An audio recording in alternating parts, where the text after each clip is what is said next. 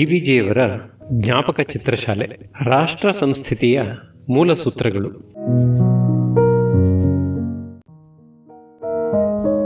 ಭಗವಂತನು ಗೀತೆಯಲ್ಲಿ ಪ್ರಕೃತಿಸ್ತ್ವಾಂ ನಿಯೋಕ್ಷ್ಯತಿ ಎಂದಿದ್ದಾನಲ್ಲವೇ? ನಮ್ಮ ಪ್ರಕೃತಿ ಎಷ್ಟರದೋ ನಮ್ಮ ಸಾಧನೆ ಅಷ್ಟರದು. ನಮ್ಮ ಪ್ರಕೃತಿಯನ್ನು ನಾವು ತಿಳಿದುಕೊಂಡಿಲ್ಲ. ಪ್ರಕೃತಿಯಲ್ಲಿ ಆಶಾ ಪ್ರೇರಣೆಗಳನ್ನು ಮಾತ್ರ ಬೆಳೆಸಿಕೊಂಡಿದ್ದೇವೆ. ಪ್ರಜಾಪ್ರಭುತ್ವದಲ್ಲಿ ಆಶೆಗಳು ಬೆಳೆದು ಆತ್ಮಸಂಯಮ ಕುಗ್ಗುತ್ತಿದೆ. ಒಂದು ಹೆಬ್ಬಾವಿಗೆ ಹಸಿವು ಹೆಚ್ಚಿತಂತೆ. ಆ ಆತುರದಲ್ಲಿ ಅದು ತಿನ್ನಲು ಏನನ್ನೂ ಕಾಣದೆ ತನ್ನ ಬಾಲದ ತುದಿಯನ್ನೇ ಕಬಳಿಸಲಾರಂಭಿಸಿತಂತೆ. ಅರ್ಧ ಮೈಯನ್ನು ತಿಂದುಕೊಂಡ ಮೇಲೆ ಅದಕ್ಕೆ ಎಚ್ಚರಿಕೆ ಬಂದಿತು. ಆಗ ಎಚ್ಚರಿಕೆ ನಿಷ್ಪ್ರಯೋಜಕವಾಗಿತ್ತು. ಆಗ ಹಾವೂ ಇಲ್ಲ, ಅದನ್ನು ತಿನ್ನುವವರೂ ಇಲ್ಲ. ನಾವು ಅದಕ್ಕಿಂತ ವಿವೇಕಿಗಳಲ್ಲವೇ? ಮಹಾತ್ಮ ಗಾಂಧಿಯವರು ನಮ್ಮ ದೇಶಕ್ಕಾಗಿ ತಾವು ಇರಿಸಿಕೊಂಡಿದ್ದ ಆದರ್ಶವು ರಾಮರಾಜ್ಯ ಎಂದು ಹೇಳುತ್ತಿದ್ದರಲ್ಲವೇ? ರಾಮರಾಜ್ಯದಲ್ಲಿ ಪಾರ್ಲಿಮೆಂಟ್ ಇತ್ತೆ, ಚುನಾವಣೆ ಇತ್ತೆ, ಪಾರ್ಟಿ ಇತ್ತೆ, ಪಂಚವಾರ್ಷಿಕ ಯೋಜನೆ ಇತ್ತೆ. ಅದು ಹಳೆಯ ಕಂದಾಚಾರದ ಕಾಲ. ಆಗಿನವರು ಚಾಲಾಕು ಜನರಲ್ಲ, ಅವರು ನವನಾಗರಿಕರಲ್ಲ. ಅವರು ಒಪ್ಪಿದ್ದನ್ನು ಕ್ರಿಸ್ತಶಕ 1969 ಜನ ಒಪ್ಪಲಾದೀತೆ. ಈಗ ರಾಮರಾಜ್ಯವು ಸಾಧ್ಯವಲ್ಲ.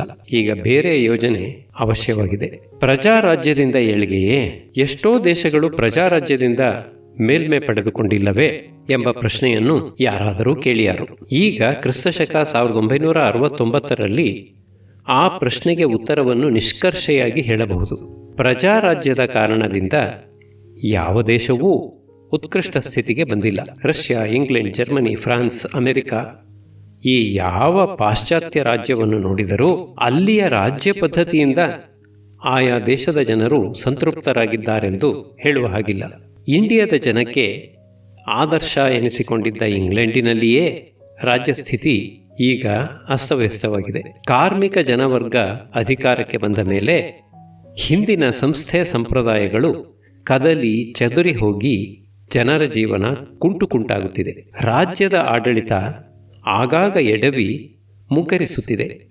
ಅದರಿಂದ ದೇಶದ ಸಂಪತ್ತಿನ ಪರಿಸ್ಥಿತಿಯೂ ಚಿಂತೆಗೀಡಾಗಿದೆ. ಅಮೆರಿಕದ ಪರಿಸ್ಥಿತಿ ಇನ್ನೊಂದು ದೃಷ್ಟಿಯಿಂದ ಹದಗೆಟ್ಟಿದೆ. ಫ್ರಾನ್ಸಿನಲ್ಲಿ ಸಂತತ ಸಂಕ್ಷೋಭೆ. ಹೀಗೆ ಪ್ರಪಂಚದ ಯಾವ ಭಾಗದಲ್ಲಿಯೂ ಒಂದು ಸುವ್ಯವಸ್ಥೆ ಇಲ್ಲವಾಗಿದೆ. ನಾಳೆ ಏನು, ನಾಡಿದ್ದೇನು ಎಂಬ ಕಳವಳ ಜನದ ಮನಸ್ಸನ್ನು ಹಿಡಿದಿದೆ. ಸಂಪತ್ ಸಮೃದ್ಧಿ. ಸಂಪತ್ತಿನ ವಿಷಯದಲ್ಲಿ ಇಂಡಿಯಾಕ್ಕಿಂತ ಅವು ಹೆಚ್ಚು ಚಟುವಟಿಕೆ ತೋರುತ್ತಿರುವುದು ನಿಜ. ಆ ಚಟುವಟಿಕೆಗೆ ಕಾರಣ ಸರ್ಕಾರವಲ್ಲ, ಬೇರೆ ಎರಡು ಸಂದರ್ಭಗಳು. ಒಂದು, ಜನದಲ್ಲಿ ಸಹಜವಾಗಿರುವ ಉದ್ಯಮ ಪ್ರವೃತ್ತಿ. ಎರಡು, ಸ್ವಭಾವ ಸಿದ್ಧವಾಗಿರುವ ಸಂಪತ್ತು. ಈ ಎರಡನೆಯ ವಿಚಾರಕ್ಕೆ ಅಮೆರಿಕ ದೊಡ್ಡ ಉದಾಹರಣೆ. ಅಮೆರಿಕಕ್ಕೆ ಬಹು ವಿಸ್ತಾರವಾದ ಭೂಪ್ರದೇಶವೂ ನದಿ ಸಮುದ್ರಗಳ ಅನುಕೂಲತೆಯೂ ವಿಸ್ತಾರವಾದ ಅರಣ್ಯ ಸಂಪತ್ತು, ಭೂಗರ್ಭದಲ್ಲಿ ಖನಿಜ ಸಂಪತ್ತು ಇದೆ. ಈ ಸ್ವಾಭಾವಿಕ ಸಂಪತ್ತುಗಳನ್ನು ಅಮೆರಿಕದ ಉದ್ಯಮಶೀಲರು ಉಪಯೋಗಕ್ಕೆ ಕಂಡುಕೊಂಡಿದ್ದಾರೆ. ಹಾಗೆ ಕಾರ್ಖಾನೆ ಯಂತ್ರಕರ್ಮಗಳು ಅಮೆರಿಕದಲ್ಲಿ ಭೂತಾಕಾರವಾಗಿ ಬೆಳೆದಿವೆ. ಇದರಿಂದ ಅಮೆರಿಕದ ಸಂಪತ್ ಸಮೃದ್ಧಿ. ಆದರೆ ಈ ಸಂಪತ್ ಸಮೃದ್ಧಿಗೆ ತಕ್ಕಂತೆ ಜನಜೀವನದ ಸೌಖ್ಯ ಸಮೃದ್ಧಿ ಬೆಳೆದಿದೆಯೇ ಎಂಬುದು ಪ್ರಶ್ನೆ. ಮತ್ತು ಅಮೆರಿಕದಲ್ಲಿ ಈಗಿರುವುದಕ್ಕಿಂತ ಬೇರೆಯಾದ ರಾಜ್ಯ ವ್ಯವಸ್ಥೆ ಇದ್ದಿದ್ದಲ್ಲಿ ಈ ಸಂಪತ್ ಸಮೃದ್ಧಿ ಉಂಟಾಗುತ್ತಿರಲಿಲ್ಲವೇ? ದೇಶದ ಸಂಪತ್ ಸಮೃದ್ಧಿಯೂ ಯಂತ್ರಶಿಲ್ಪ ಸಮೃದ್ಧಿಯೂ ಬಹು ಮುಖ್ಯವಾದ ವಿಷಯಗಳೆಂಬುದು ಸರಿ. ಆದರೆ ಅವುಗಳೇ ಜನಸೌಖ್ಯವಲ್ಲ. ಮತ್ತು ಯಂತ್ರಾಭಿವೃದ್ಧಿ, ಅರ್ಥಾಭಿವೃದ್ಧಿಗಳೇ ಮನುಷ್ಯ ಜೀವನದ ಮುಖ್ಯೋದ್ದೇಶವಲ್ಲ. ಸಂಪತ್ತಿನ ಅಭಿವೃದ್ಧಿಯು ಜನಸೌಖ್ಯಕ್ಕೆ ವಿಘಾತಕವೇ ಆದೀತು. ಇದಕ್ಕೂ ನಿದರ್ಶನವನ್ನು ಅಮೆರಿಕದಲ್ಲಿ ಕಾಣಬಹುದು. ಅಮೆರಿಕದಲ್ಲಿ ನಡೆಯುವ ಪಾತಕಗಳ ಮತ್ತು ಅಕಾರ್ಯಗಳ ಚರಿತ್ರೆಯು ಈಗ ಹುಲುಸಾಗಿ ಬೆಳೆಯುತ್ತಿದೆ. ಇದು ನ್ಯೂಯಾರ್ಕ್ ಮೊದಲಾದ ಮಹಾಪಟ್ಟಣಗಳ ವರದಿಗಳಿಂದ ಸ್ಪಷ್ಟವಾಗುತ್ತದೆ. ಈ ವಿಚಾರವನ್ನು ಇಲ್ಲಿಗೆ ಬಿಡೋಣ. ಜನದ ಶೀಲ ಸ್ವಭಾವ. ಯಾವ ದೇಶದ ರಾಜ್ಯ ವ್ಯವಸ್ಥೆಯೇ ಆಗಲಿ, ಅದು ಅಲ್ಲಿಯ ಜನರ ಶೀಲ ಸ್ವಭಾವಗಳನ್ನು ಹೊಂದಿಕೊಂಡದ್ದಾಗಿ ಅವರ ಜೀವಿತ ಧ್ಯೇಯಗಳಿಗೆ ಅನುಕೂಲವಾಗಿರಬೇಕು. ಹೀಗೆಂದ ಮೇಲೆ ನಮ್ಮ ಇಂಡಿಯಾ ದೇಶದ ಜನರ ಶೀಲ ಸ್ವಭಾವ ಎಂಥದ್ದು? ಅವರ ಜೀವಿತ ಧ್ಯೇಯಗಳೇನು? ಇವು ನಮ್ಮ ರಾಜಕೀಯದಲ್ಲಿ ಕೇಳಬೇಕಾದ ಮೊದಲ ಪ್ರಶ್ನೆಗಳು. ನಮ್ಮ ಜನರು ಸಾಮಾನ್ಯವಾಗಿ ಇಹಲೋಕದ ಜೀವನವನ್ನು ಜೀವನದ ಸರ್ವಸ್ವ ಎಂದು ತಿಳಿದುಕೊಂಡವರಲ್ಲ. ಅವರು ಪರವೆಂಬುದು ಇನ್ನೊಂದುಂಟೆಂದು ಮತ್ತು ಆ ಪರವು ಈ ಇಹಕ್ಕಿಂತ ಹೆಚ್ಚು ಮುಖ್ಯವಾದದ್ದು ಎಂದು ನಂಬಿಕೊಂಡಿದ್ದಾರೆ. ಈ ಕಾರಣದಿಂದ ಅವರ ಪಾಲಿಗೆ ಇಹ ಜೀವನವು ಸಾಧನ ಮಾತ್ರವಾಗಿದೆ. ಇಹವು ಸಾಧನ, ಪರವು ಸಾಧ್ಯ, ಎಂದರೆ ಸಾಧಿಸಿಕೊಳ್ಳಬೇಕಾದದ್ದು. ಬಾಯಾರಿದವನಿಗೆ ಬೇಕಾದದ್ದು ನೀರು, ನೀರಿಗೆ ಬೇಕಾದದ್ದು ಪಾತ್ರೆ. ಹೀಗೆ ನೀರಿನ ಕಾರಣದಿಂದ ಪಾತ್ರೆಗೆ ಒಂದು ಬೆಲೆ, ಅದರಂತೆಯೇ ಪರಧ್ಯೇಯ ಕಾರಣದಿಂದ ಇಹ ಜೀವನಕ್ಕೆ ಬೆಲೆ. ಇಹ ಜೀವನಕ್ಕೋಸ್ಕರ ರಾಜಕೀಯಕ್ಕೆ ಒಂದು ಬೆಲೆ. ಇದು ಮುಖ್ಯ ತತ್ವ. ನಮ್ಮ ಜನದ ನಂಬಿಕೆ ಸರಿಯಾದದ್ದೇ ಅಲ್ಲವೇ ಎಂಬುದು ಬೇರೆ ವಿಚಾರ. ಪ್ರಕೃತಕ್ಕೆ ಅದು ಬೇಕಿಲ್ಲ. ಒಂದು ದೊಡ್ಡ ಜನಾಂಗವು ಸಾವಿರಾರು ವರ್ಷಗಳಿಂದ ಬೆಳೆಸಿಕೊಂಡು ಬಂದಿರುವ ನಂಬಿಕೆಯನ್ನು ತಪ್ಪು ಎಂದು ಅವರಿಗೆ ಮನಗಾಣಿಸುವುದು, ಆ ನಂಬಿಕೆಯನ್ನು ಅವರು ತ್ಯಜಿಸುವಂತೆ ಮಾಡುವುದು ಬಹಳ ದೊಡ್ಡ ವಿಷಯ. ಅದು ನನ್ನಂಥ ವ್ಯಕ್ತಿಗೆ ಬಹು ದೂರವಾದ ವಿಚಾರ. ನಾನು ಈಗ ವಾಸ್ತವವಾಗಿ ಯಾವುದು ಇದೆಯೋ ಆ ನಂಬಿಕೆಯನ್ನು ಆಧಾರ ವಿಷಯವನ್ನಾಗಿರಿಸಿಕೊಂಡು ಮುಂದಕ್ಕೆ ಸಾಗಬೇಕು ಎನ್ನುವವನು. ನನ್ನಂಥವನ ಸಿದ್ಧಾಂತವೇನೆಂದರೆ, ರಾಜಕೀಯವೆಂಬುದು ಇಡೀ ದೇಶದ ಜನಕ್ಕೆ ಜೀವನದ ಒಂದು ಕೊಂಚ ಭಾಗ ಮಾತ್ರವಾದೀತೆ ಹೊರತು ಜೀವನದ ಮುಖ್ಯ ವಿಷಯ ಆಗಲಾರದು. ಪಾಶ್ಚಾತ್ಯ ಜನರಿಗೆ ಹಾಗಲ್ಲ. ಅವರಿಗೆ ಪರಕ್ಕಿಂತ ಮುಖ್ಯವಾದದ್ದು ಇಹ. ನಾಳೆ ಎಂಬುದು ಇದ್ದೀತು, ಈ ಹೊತ್ತೆಂಬುದು ಈಗ ಸಿದ್ಧವಾಗಿದೆ. ಈಗ ಇದನ್ನು ನೋಡಿದ್ದು ಮುಗಿದ ಮೇಲೆ ಪರವನ್ನು ನೋಡೋಣ ಎಂಬುದು ಅಲ್ಲಿಯ ಸಾಮಾನ್ಯರ ಮನೋಗತ. ಸಾಮಾನ್ಯ ಜನದ ಪ್ರವೃತ್ತಿ ಹೀಗೆ ಇರುವುದರಿಂದ ಅವರಿಗೆ ರಾಜಕೀಯವು ನಿತ್ಯ ಜೀವನದಲ್ಲಿ ಅನಿವಾರ್ಯವಾಗಿದೆ. ಪ್ರಜಾರಾಜ್ಯವೆಂದರೆ ನಿತ್ಯ ರಾಜಕೀಯ. ವರ್ಷದ 365 ದಿನವೂ ಪ್ರತಿದಿನವೂ ಬೆಳಗ್ಗೆ ಮಧ್ಯಾಹ್ನ ಸಂಜೆ 3 ಹೊತ್ತು ಸರಕಾರವೆಂಬ ಸಂಸ್ಥೆಯನ್ನು ಪರೀಕ್ಷಿಸಿ ನೋಡುತ್ತಾ, ಅದರ ಕೊಳಕನ್ನು ಒರೆಸುತ್ತಾ, ಅದರ ಸೊಟ್ಟುಪಟ್ಟುಗಳನ್ನು ತಿದ್ದುತ್ತಾ ಇರುವುದೇ ರಾಷ್ಟ್ರಕ ಜನದ ಕಸಬಾಗಿರಬೇಕು.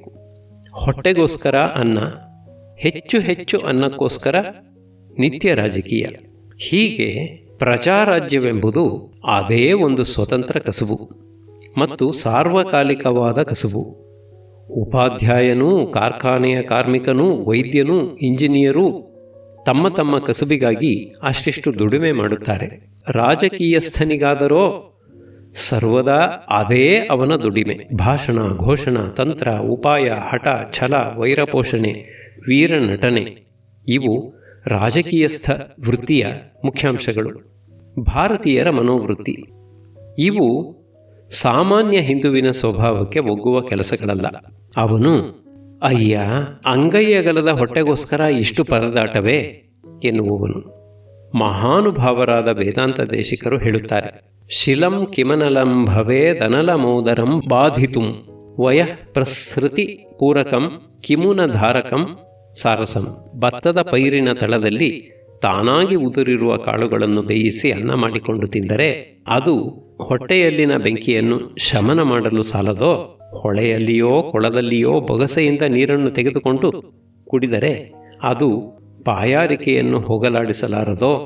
ಇದು ಸಾಮಾನ್ಯವಾಗಿ ಇಂಡಿಯಾ ದೇಶದ ಜನದ ಮನೋವೃತ್ತಿ. ಗ್ರೀಸ್ ದೇಶದ ತತ್ವಜ್ಞರಲ್ಲಿ ಮುಖ್ಯನಾದ ಎಪಿಕ್ಯೂರಸ್ ಎಂಬುವನು, ಸ್ಟೋಯಿಕ್ ಪಂಗಡದವರು, ಮಹಾಕವಿಯಾದ ಲುಕ್ರೀಷಸ್ ಎಂಬಾತನು ಹೀಗೆಯೇ ಕೇಳುತ್ತಿದ್ದರು. ಸ್ವಲ್ಪ ಸಂತೃಪ್ತಿಯು ಸತ್ವಗುಣದ ಲಕ್ಷಣ. ಯುರೋಪಿನ, ಅಮೆರಿಕದ ರಾಜಕೀಯದಲ್ಲಿ ಸತ್ವಗುಣ ಕುಗ್ಗಿದೆ, ರಾಜಸ ಹೆಚ್ಚಿದೆ. ವಿಜ್ಞಾನವು ರಾಜಸಕ್ಕೆ ಪ್ರೋತ್ಸಾಹಕವಾಗಿದೆ. ರಾಜಸಕ್ಕೆ ಒಗ್ಗತಕ್ಕದ್ದು ಕೇವಲ ಪ್ರಜಾ ರಾಜಕೀಯ. ನಿತ್ಯ ಅಸಂತೃಪ್ತಿಯೇ ಅದರ ಮುಖ್ಯ ಲಕ್ಷಣ. ದಿನದಿನವೂ ಒಂದು ಹೊಸ ತಕರಾರು ಏಳಬೇಕು. ಜನ 2-3 ಕಕ್ಷಿಗಳಾಗಬೇಕು, ಹೋರಾಟವಾಗುತ್ತಿರಬೇಕು. ಮೆಜಾರಿಟಿಯ ತೀರ್ಮಾನ ಕೂಡ ತಾತ್ಕಾಲಿಕವಾಗಬೇಕು. ಅದನ್ನು ಬದಲಾಯಿಸಲು ಮತ್ತೆ ಹೋರಾಟ. ಇದು ಅಲ್ಲಿಯ ನಿತ್ಯ ಜೀವನ.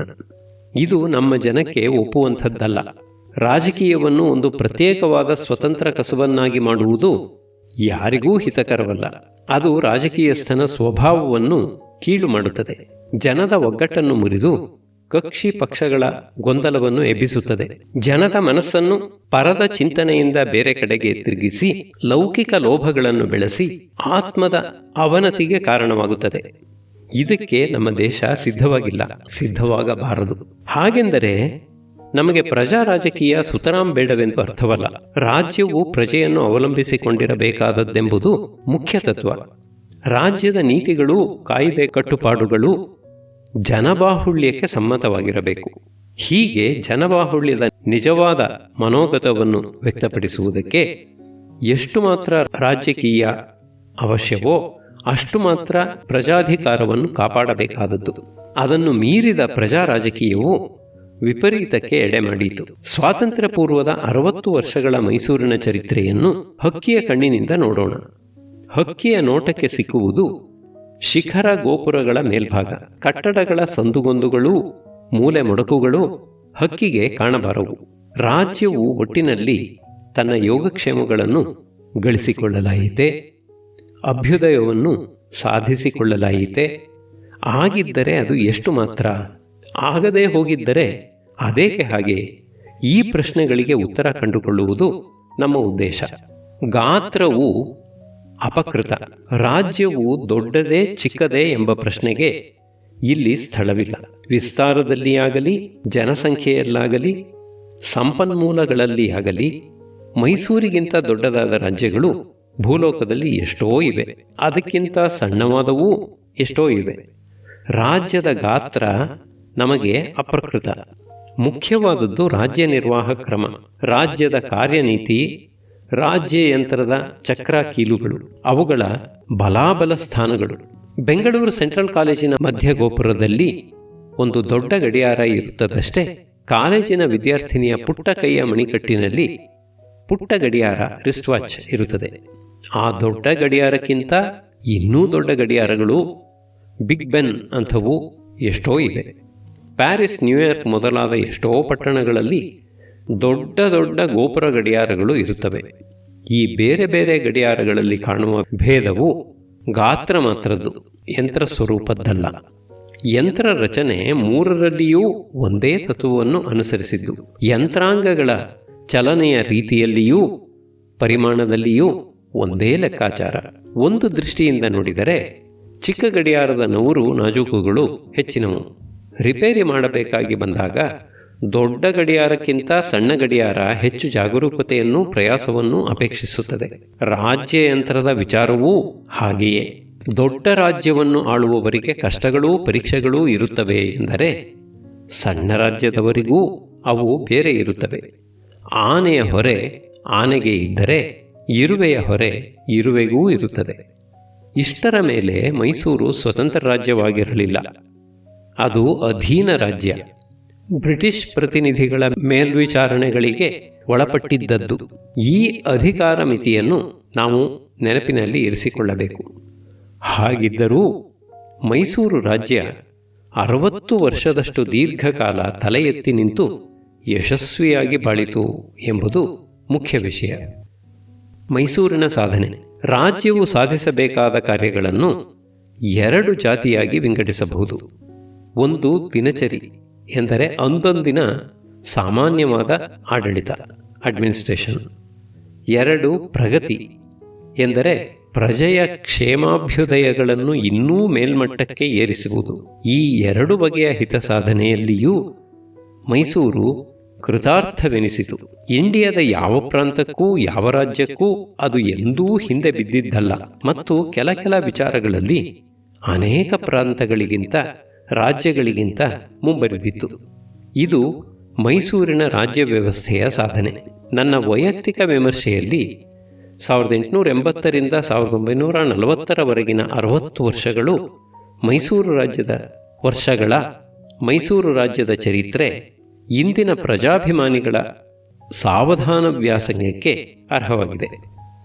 ಸ್ವತಂತ್ರ ಭಾರತದ ಯಾವ ಪ್ರದೇಶದಲ್ಲಿಯೂ ರಾಜ್ಯ ಯಂತ್ರ ಈಗಿನಷ್ಟು ಈಗ ಅಷ್ಟು ಸುಗಮವಾಗಿಯೂ ಅಷ್ಟು ಪ್ರಗತಿ ಸಾಧಕವಾಗಿಯೂ ಅಷ್ಟು ಸರ್ವಜನ ತೃಪ್ತಿದಾಯಕವಾಗಿಯೂ ನಡೆಯುತ್ತಿದೆ ಎಂದು ನಾನು ಹೇಳಲಾರೆ. ಈ ಅಭಿಪ್ರಾಯವನ್ನು ಒಪ್ಪಲಾರದವರು ಎಷ್ಟೋ ಮಂದಿ ಇದ್ದಾರೆ. ಹಿಂದಿನ ಮೈಸೂರಿನ ರಾಜ್ಯ ನಿರ್ವಾಹದಲ್ಲಿ ಲೋಪದೋಷಗಳು ಏನೇನೂ ಇರಲಿಲ್ಲ ಎಂದು ನಾನು ಹೇಳುತ್ತಿಲ್ಲ. ಅದು ಸರ್ವಾಂಗ ಸಮೀಚೀನವಾಗಿದ್ದದ್ದಲ್ಲ. ಆದರೆ ಸರ್ವಾಂಗ ಸಮೀಚೀನವಾದ ಮನುಷ್ಯ ಸಂಸ್ಥೆ ಯಾವುದು?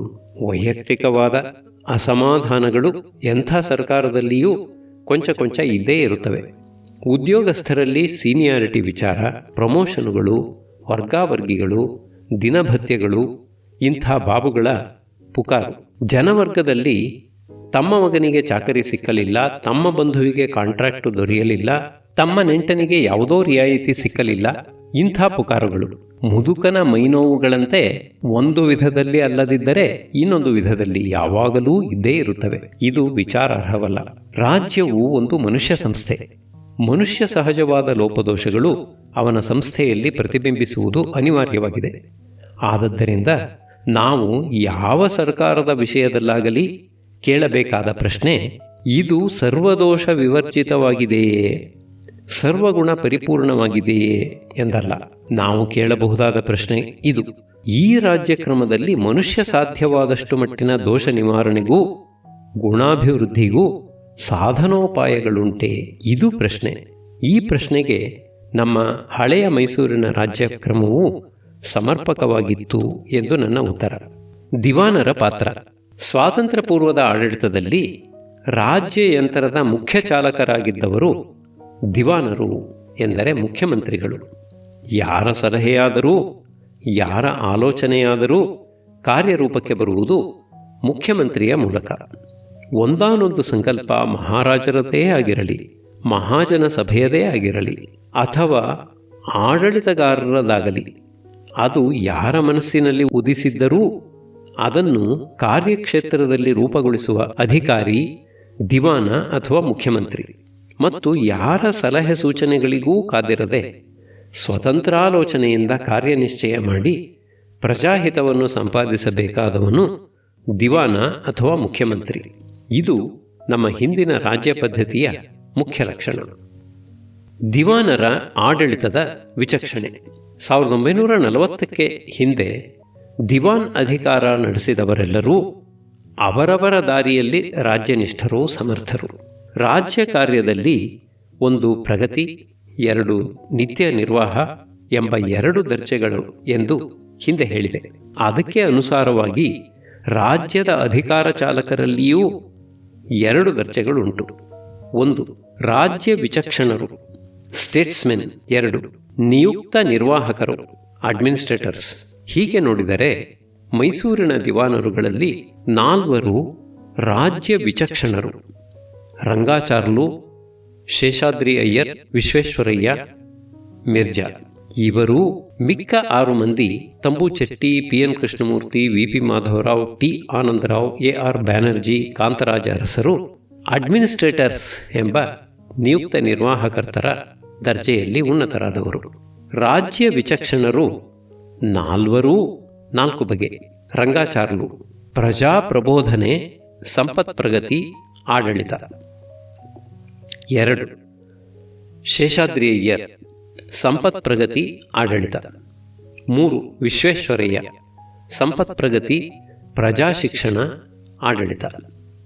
4 ಮಿರ್ಜಾ ಇಸ್ಮೇಲ್ ಸಂಪತ್ ಪ್ರಗತಿ, ಆಡಳಿತ, ಪ್ರಜಾ ಸಮಾಧಾನ. ಸಾಮಾನ್ಯ ಆಡಳಿತದ ಮೇಲ್ಮಟ್ಟ. ದಿನದಿನದ ಸಾಮಾನ್ಯ ಆಡಳಿತಗಳ ವಿಷಯದಲ್ಲಿ 10 ಮಂದಿಯೂ ದಕ್ಷರು ಮತ್ತು ನ್ಯಾಯ ವಿಧೇಯರು. ಲಂಚ ಮೊದಲಾದ ಅಪ್ರಾಮಾಣಿಕತೆಗೂ ಅಕ್ರಮಗಳಿಗೂ ಅವರು ಯಾರೂ ಸಹನೆ ತೋರಿದವರಲ್ಲ. ನಿರ್ದಾಕ್ಷಿಣ್ಯವಾಗಿ ವಿಚಾರಣೆ ನಡೆಸಿ ತಕ್ಕ ದಂಡನೆ ವಿಧಿಸುತ್ತಿದ್ದವರು. ಅವರು ದೇವರೆಂಬ ಮಹಾಶಕ್ತಿಯನ್ನು ನಂಬಿದವರಾದದ್ದರಿಂದ ಪಾಪಕ್ಕೆ ಹೆದರುತ್ತಿದ್ದರು. ಅವರೆಲ್ಲ ಕಾನೂನು ಕಟ್ಟುಪಾಡುಗಳನ್ನು ತಿಳಿದುಕೊಂಡಿದ್ದವರು ಮತ್ತು ಅನುಭವದಿಂದ ಕಲಿತಿದ್ದವರು. 10 ಮಂದಿ ದಿವಾನರುಗಳಲ್ಲಿ 6 ಮಂದಿ ಪ್ರಗತಿ ಸಾಧಕರು ಎನಿಸುವುದಕ್ಕಿಂತ ನಿಯುಕ್ತ ನಿರ್ವಾಹಕ ಶ್ರೇಣಿಯಲ್ಲಿ ಸೇರತಕ್ಕವರಾದರೂ ಅವರು ಪ್ರಗತಿ ವಿರೋಧಿಗಳಲ್ಲ. ಅವರೂ ಪ್ರಗತಿ ಸಹಾಯಕರೇ. ಆಡಳಿತವನ್ನು ಒಂದು ಮೇಲ್ಮಟ್ಟದಲ್ಲಿ ಇರಿಸಿದ್ದದ್ದೇ ಅವರು ಮಾಡಿದ ಸಹಾಯ. ನಮ್ಮ ದಿನಚರಿಯಲ್ಲಿ ಊಟ ನಿದ್ದೆ ಹೇಗೋ, ಸರ್ಕಾರದಲ್ಲಿ ದಿನದಿನದ ಸಾಮಾನ್ಯ ಆಡಳಿತ ಹಾಗೆ. ಅದಕ್ಕಿಂತ ಹೆಚ್ಚಿನದು ಏನು ನಡೆಯಬೇಕಾದರೂ ಅಸಲು ಆಡಳಿತ ಮೊದಲು ಚೆನ್ನಾಗಿ ನಡೆಯುವುದು ಮುಖ್ಯ. ಸಾಮಾನ್ಯ ಆಡಳಿತ ಚೆನ್ನಾಗಿ ನಡೆಯುವುದೆಂದರೆ ಏನು? ಸರ್ಕಾರಕ್ಕೆ ಪ್ರಜಾಜನದಿಂದ ಬರುವ ದೂರು ಕೋರಿಕೆಗಳ ವಿಷಯದಲ್ಲಿಯೂ, ಸರ್ಕಾರ ತಾನಾಗಿ ನಡೆಸಬೇಕಾದ ಕೆಲಸಗಳ ವಿಷಯದಲ್ಲಿಯೂ 1. ಗೊತ್ತಾದ ಕಾಲನಿಯಮ. 2. ಬಹಿರಂಗವಾದ ವಿಚಾರಣೆ, ಬಹಿರಂಗವಾದ ನಡವಳಿಕೆ. 3. ಕಾನೂನು ಪ್ರಯೋಗ. 4. ಕಾನೂನು ಅವಕಾಶ ಕೊಡುವಷ್ಟು ಸಹಾಯ ಬುದ್ಧಿ. 5. ಸತ್ಯನಿಷ್ಠೆ. ಇವು ಒಳ್ಳೆಯ ಆಡಳಿತದ ಲಕ್ಷಣಗಳು. ಸರ್ಕಾರದಿಂದ ಪ್ರಜೆಗೆ ಶಾಸನಾನುಸಾರವಾಗಿ ಸಲ್ಲಬೇಕಾದದ್ದು ಸಕಾಲದಲ್ಲಿ ಹೆಚ್ಚು ಕಡಿಮೆಗಳಿಲ್ಲದಂತೆ ಸಲ್ಲಬೇಕು. ಇದು ಆಡಳಿತಗಾರನ ಜವಾಬ್ದಾರಿ. ನೀತಿಗೆ ಲೋಪ ತಾರದೆ ಜನಕ್ಕೆ ಅನುಕೂಲ ಮಾಡಬೇಕಾದದ್ದು ಸರ್ಕಾರ. ಈ ವಿಷಯದಲ್ಲಿ ಮೈಸೂರಿಗೆ ಬ್ರಿಟಿಷ್ ಕಮಿಷನರುಗಳಿಂದ ಒಂದು ಶಿಸ್ತಿನ ಮಟ್ಟ ಬಂದಿತ್ತು. ನಮ್ಮ ದಿವಾನರುಗಳು ಆ ಮಟ್ಟವನ್ನು ಇಳಿಸದೆ ಎತ್ತಿ ಹಿಡಿದರು, ಇನ್ನೂ ಮೇಲಕ್ಕೆ ಏರಿಸಿದರು. ಕೆಲವರು ಮಟ್ಟವನ್ನು ಹೆಚ್ಚಿಸಲಾಗದೆ ಹೋದರೂ ಯಾರೂ ಆ ಮಟ್ಟವನ್ನು ಕೀಳು ಮಾಡಿದವರಲ್ಲ. ನವೋತ್ಸಾಹದ ಒತ್ತಡ. 60 ವರ್ಷಗಳ ಚರಿತ್ರೆಯಲ್ಲಿ ಎಲ್ಲ ಮಂತ್ರಿಗಳೂ ಅತಿಶಯದ ಪ್ರಗತಿ ಸಾಧಕರೇ ಆಗಿರಬೇಕೆಂಬುದು ಅಸಾಧ್ಯದ ನಿರೀಕ್ಷಣೆ. ಅದು ಪ್ರಯೋಜನಕಾರಿಯೂ ಆಗದು. ದಿನ ಬೆಳಗಾದರೆ ಗ್ಲಾಡ್ಸ್ಟನ್, ಮರು ಬೆಳಗಾದರೆ ಬಿಸ್ಮಾರ್ಕ್, ಇಂದು ವಿಶ್ವೇಶ್ವರಯ್ಯ, ನಾಳೆ ಗಾಂಧಿ, ಹೀಗೆ ಮಹಾಪ್ರಗತಿ ವಿಚಕ್ಷಣರು ಸಾಲು ಸಾಲಾಗಿ ಬಂದರೆ ಅವರಿಗೆ ತಕ್ಕ ಜನ ಹಾಗೆ ಸಂತತವಾಗಿ ಬೇಕಲ್ಲ. ಪ್ರಗತಿ ಎಂದರೆ ಒಂದು ಹೊಸ ಉದ್ದೇಶ ಮತ್ತು ಒಂದು ಹೊಸ ಉತ್ಸಾಹ. ಹೊಸ ಉದ್ದೇಶವೂ ಹೊಸ ಉತ್ಸಾಹವೂ ಜನದ ಮೇಲೆ ಹೊಸ ಒತ್ತಡವನ್ನು ಹಾಕುತ್ತವೆ, ಹೊಸ ಪ್ರಯತ್ನವನ್ನು ಅಪೇಕ್ಷಿಸುತ್ತವೆ. ಆ ಒತ್ತಡವನ್ನು ಜೀರ್ಣಿಸಿಕೊಂಡು ಆ ಪ್ರಯತ್ನಕ್ಕೆ ಅಣಿಯಾಗಲು ಜನಕ್ಕೆ ಕಾಲಾವಕಾಶ ಬೇಕು. ಈ ಕಾಲಾವಕಾಶವನ್ನು ಸಾಮಾನ್ಯ ಕಾರ್ಯನಿರ್ವಾಹಿಗಳು ಒದಗಿಸುತ್ತಾರೆ. ಅನ್ಯೋನ್ಯಾನುಕೂಲತೆ. ಹೀಗೆ ಮೈಸೂರಿನ ಚರಿತ್ರೆಯಲ್ಲಿ ಉನ್ನತದರ್ಶಿಗಳೂ ಆಡಳಿತಗಾರರೂ ಒಬ್ಬರಿಗೊಬ್ಬರು ಪರಿಪೂರಕರಾಗಿ ಹೊಂದಿಕೊಂಡಿದ್ದರು. ಸರ್ಕಾರಕ್ಕೂ ಪ್ರಜಾವರ್ಗಕ್ಕೂ ಹೊಂದಾಣಿಕೆ ಇರಬೇಕೆಂಬುದು ಗಮನಾರ್ಹ. ಸರ್ಕಾರವು ಜನದ ಶೀಲ ಸ್ವಭಾವಗಳನ್ನು ಅರಿತದ್ದಾಗಿ ತನ್ನ ಕಾರ್ಯವಿಧಾನವನ್ನು ಗೊತ್ತು ಮಾಡಿಕೊಳ್ಳುವುದರಲ್ಲಿ ಪ್ರಜಾಜನದ ಸಿದ್ಧತೆಯನ್ನು ವಿಚಾರ ಮಾಡಬೇಕು. ಪ್ರಜಾಜನವು ಪ್ರಗತಿ ಪ್ರಯತ್ನಗಳ ಮನಸ್ಸನ್ನು ಅರ್ಥ ಮಾಡಿಕೊಂಡು ಸಹಕರಿಸುವವರಾಗಬೇಕು. ಎರಡು ಪಕ್ಷಗಳಲ್ಲಿಯೂ ಅನ್ಯೋನ್ಯ ಸಹಕಾರ ಪ್ರವೃತ್ತಿ ಇರಬೇಕು. ಹಾಗಿದ್ದಲ್ಲಿ ಒಳ್ಳೆಯ ಸರ್ಕಾರ, ಆಗ ನಿಜವಾದ ಜನಪ್ರಗತಿ. ಇದು ಮೈಸೂರಿನ 60 ವರ್ಷಗಳ ಅನುಭವದಿಂದ ಹೊರಡುವ ನೀತಿ. ಪೈಪೋಟಿಯ ರಾಜಕೀಯ. ಈ ಪ್ರಜಾಶಕ್ತಿ ಪ್ರಭುಶಕ್ತಿಗಳ ಅನ್ಯೋನ್ಯಾನುಕೂಲತೆ ಕಳೆದ 20 ವರ್ಷಗಳ ಇಂಡಿಯಾದಲ್ಲಿ ಕಾಣಲಾರದ್ದಾಗಿದೆ.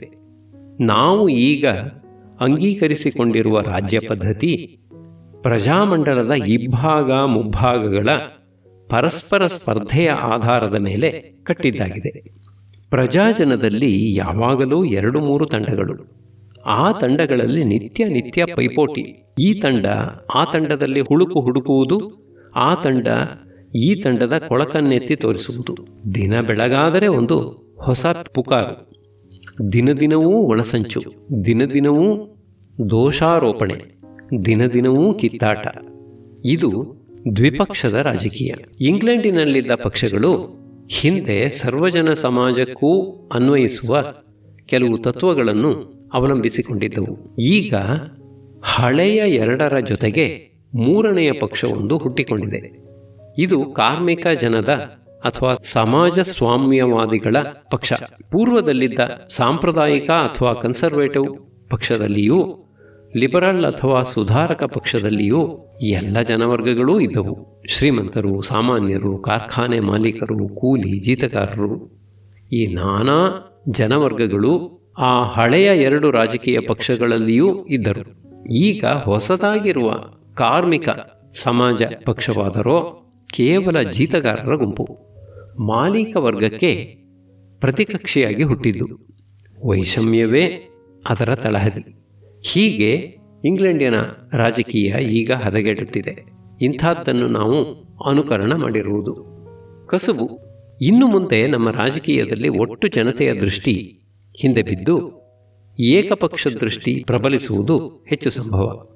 ಇನ್ನು ರಾಜಕೀಯವೆಂದರೆ ಅಧಿಕಾರಾಕಾಂಕ್ಷೆ.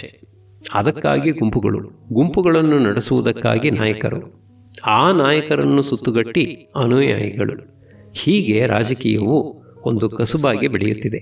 ದಿನ ಬೆಳಗಾದರೆ ಒಂದು ಹೊಸ ರಗಳೆ ಎಬ್ಬಿಸುವುದು, ಜನದ ಗಮನವನ್ನು ತಮ್ಮ ಕಡೆಗೆ ಎಳೆದುಕೊಳ್ಳುವುದು, ತಮ್ಮ ಪಾರ್ಟಿಯನ್ನು ಬೆಳೆಸಿಕೊಳ್ಳುವುದು. ಪಾರ್ಟಿ ಬಲಪಟ್ಟಂತೆ ಓಟು ಹೆಚ್ಚಿದಂತೆ ಅಧಿಕಾರ ಪ್ರಾಪ್ತಿ. ಓಟೇ ರಾಜಕೀಯದ ಕೇಂದ್ರ, ಪಕ್ಷದ ಘಟನೆಯೇ ಅದಕ್ಕೆ ದಾರಿ, ರಂಧ್ರಾನ್ವೇಷಣೆಯೇ ಪಕ್ಷದ ಜಯೋಪಾಯ. ಆದದ್ದರಿಂದ ದಿನದಿನವೂ ಹೊಸ ರಂಪ, ಹೊಸ ರಗಳೆ, ಹೊಸ ಗುಲ್ಲು. ಹೀಗೆ ರಾಜಕೀಯವೇ ಎಲ್ಲ ಜನಕ್ಕೂ ಒಟ್ಟು ದಿವಸದ ಉದ್ಯೋಗ. ಬೆಳಗಾದ ಕೂಡಲೇ ಯಾವ ವರ್ತಮಾನ ಪತ್ರಿಕೆಯಲ್ಲಿ ಏನೇನು ಸುದ್ದಿ, ಎಲ್ಲೆಲ್ಲಿ ಏನೇನು ಗದ್ದಲ ಎಂದು ನೋಡಿ ತಿಳಿದುಕೊಳ್ಳುವುದು. ಮಧ್ಯಾಹ್ನ ಆ ಸುದ್ದಿಯ ತಪಶೀಲು ವಿಚಾರಣೆ, ಅದರ ಪೂರ್ವಾಪರ ವಿಚಾರ. ಸಂಜೆ ಸಭೆ, ಭಾಷಣ ಮಾಡುವುದು ಅಥವಾ ಕೇಳುವುದು. ಮತ್ತೆ ಬೆಳಗಾಗ ಇದೇ ಕಾರ್ಯಕ್ರಮ ಮುಂಬರಿಸಬೇಕಾದದ್ದು.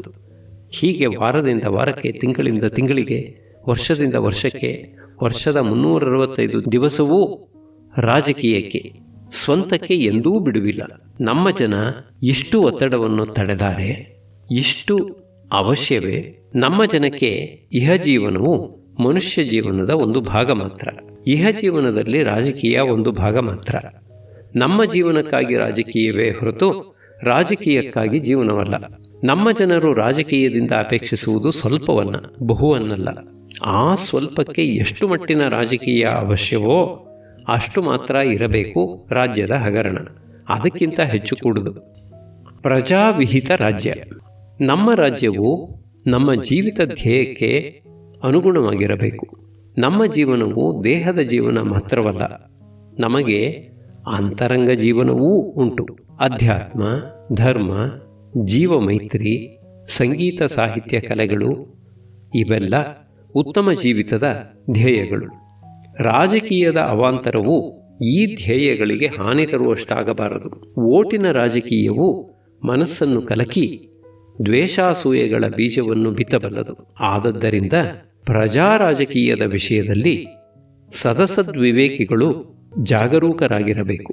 ಪ್ರಜೆಯ ಅಖಂಡ ಭಾವನೆಯೇ ರಾಜ್ಯ ಸಂಸ್ಥೆಯ ತಳಹದಿ. ಪಕ್ಷ ಪರ್ಯಾಯ ಪದ್ಧತಿ ಪ್ರಜೆಯನ್ನು ಒಡೆದು ನಿತ್ಯ ಕಲಹಕ್ಕೆ ದಾರಿ ಮಾಡುತ್ತದೆ. ಈ ನಿತ್ಯ ಕ್ಷೋಭೆಯಿಂದ ಬದುಕಬೇಕಾದದ್ದು ಇಂದಿನ ಬದಲಾಬದಲಿಯ ಸರ್ಕಾರ. ಉಠಾವಣೆ, ಅಬ್ಬರ, ದೊಂಬಿ, ಕೂಗು, ಅನ್ಯೋನ್ಯ ದೋಷಾರೋಪಣೆ, ಸ್ವಪಕ್ಷ ವಿಕಥನೆ ಇವು ಈ ಸರ್ಕಾರದ ನಿತ್ಯ ಜೀವನ.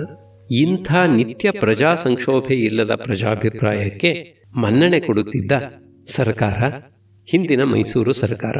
ಪ್ರಜೆಯ ಮನಸ್ಸು ಆಲೋಚಿಸಬೇಕು, ಚರ್ಚಿಸಬೇಕು, ಸ್ವತಂತ್ರ ಅಭಿಪ್ರಾಯ ಹೇಳಬೇಕು. ಆದರೆ ಪಕ್ಷೋದ್ವೇಗವಿಲ್ಲದೆ, ಪಕ್ಷ ಕೃತ್ರಿಮವಿಲ್ಲದೆ ಹೇಳಬೇಕು. ಇಂಥ ಪ್ರಜಾವಿಹಿತ ರಾಜ್ಯ ನಮಗೆ ಬೇಕಾದದ್ದು. ಆಡಳಿತ ಅನುಭವ. 1940ರವರೆಗಿನ 10 ಮಂದಿ ದಿವಾನರುಗಳ ವಿಷಯದಲ್ಲಿ ನಾವು ಮೊದಲು ಗಮನಿಸಬೇಕಾದದ್ದು ಅವರೆಲ್ಲ ಆಡಳಿತದ ವಾತಾವರಣದಲ್ಲಿ ಬೆಳೆದು ಪಳಗಿದ್ದವರು ಎಂಬ ಸಂಗತಿ. ವಿಶ್ವೇಶ್ವರಯ್ಯನವರು ಸಿವಿಲ್ ಸರ್ವೀಸಿಗೆ ಸೇರಿದವರಾದರೂ ಸರ್ಕಾರಿ ಆಡಳಿತದ ಅನುಭವವನ್ನು ಇಂಜಿನಿಯರ್ ಇಲಾಖೆಯಲ್ಲಿ ಪಡೆದಿದ್ದವರು. ಮಿರ್ಜಾ ಸಾಹೇಬರು ಹುಜೂರ್ ಕಚೇರಿಯಲ್ಲಿ ಪಡೆದಿದ್ದವರು. ಆಡಳಿತವೆಂದರೆ ಸರ್ಕಾರದಲ್ಲಿ ಅಧಿಕಾರ ಸ್ಥಾನದಿಂದ ಕಾರ್ಯನಿರ್ವಾಹ ಮಾಡುವುದು. ಆಡಳಿತಗಾರನಲ್ಲಿ ಇರಬೇಕಾದ ಯೋಗ್ಯತೆ ಮುಖ್ಯವಾಗಿ 2 ಅಂಶಗಳು ಉಳ್ಳದ್ದು. 1. ವಿಧಿ ನಿಯಮಗಳ ಕಾರಣಸಹಿತವಾದ ತಿಳಿವಳಿಕೆ. 2. ಮನುಷ್ಯ ಸ್ವಭಾವಾನುಜನ್ಯವಾದ ಯೋಜನ ವಿಚಕ್ಷಣೆ.